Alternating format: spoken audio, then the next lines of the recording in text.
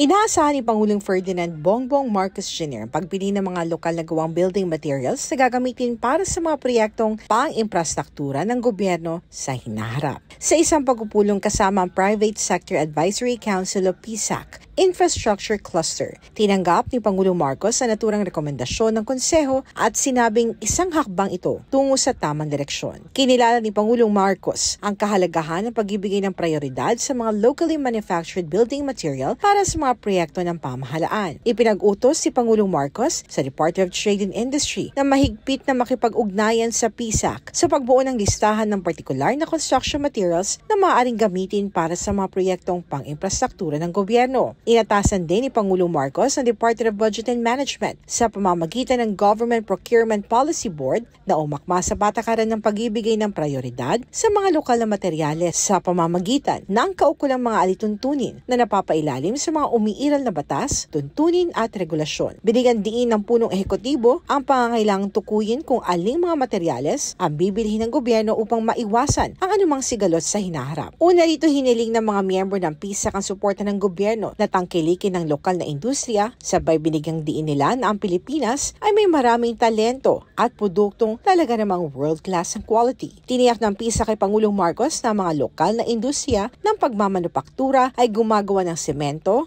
bakal at iba pang materyales na konstruksyon na naaayon sa pambansang pamantayan. Sa kabilang banda, ipinaalam ni DTR Secretary Fred Pascual sa PSAC na sinusuportahan ng pamahalaan ang Buy Local, Go Local policy na naglalayong isulong ang mga lokal na produkto ng Pilipinas. Para sa Diyos at Pilipinas kumahal, ito si Hannah Jane Sancho, SMNI News.